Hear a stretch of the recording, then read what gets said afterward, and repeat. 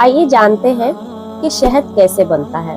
एक मर्तबा नबी करीम सल्लल्लाहु अलैहि वसल्लम ने शहद की मक्खी से पूछे कि ऐ शहद की मक्खी, तू शहद कैसे बनाती है? बनाने का तरीका क्या है? शहद का वजूद कैसे होता है? तो शहद की मक्खी आजिज़ाना तौर पे अर्ज करती है, या रसूल अल्लाह, हम मुख्तलिफ किस्म के बागों में जाते हैं, अनवा वो अक़साम फूलों का रस चूसते हैं और उसे मुंह में लिए हुए अपने छतों में वापस उगल देते हैं, बस वही रस शहद बन जाता है।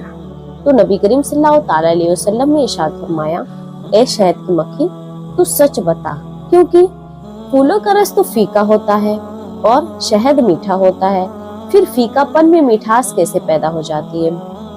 तो शहद की मक्खी मोदबाना अर्ज करती है कि या रसूल अल्लाह, मैं कुदरत ने सिखाया है कि जब तुम बागों से फूलों का रस चूसकर वापस अपने छतों में हो तो रास्ते में मेरे हबीब पर दुरूद पढ़ते हुए आना। या रसूल अल्लाह, जब हम बागों से अपने मुंह में रस लिए हुए वापस आते हैं तो आप पर दुरूद पढ़ते हुए आते हैं। उसी दुरूद की बरकत से इसमें मिठास भी पैदा हो जाती है और लज्जत भी पैदा हो जाती है और बरकत भी पैदा हो जाती है। तो मिल्लत इस्लामिया, अगर हम और आप भी कसरत से दुरूद पढ़े तो हमारी रूखी फीकी इबादतों में मकबूलियत की मिठास पैदा हो जाएगी, हमें रूहानी जिस्मानी शिफा मिल जाएगी। तो पढ़ लेते हैं ना एक बार दुरूद शरीफ। पढ़िए, अल्लाहुम्मा सल्ली अला सय्यिदना मौलाना मोहम्मद बारिक वसल्लिम सलातो अस्सलामु अलैका या रसूल अल्लाह।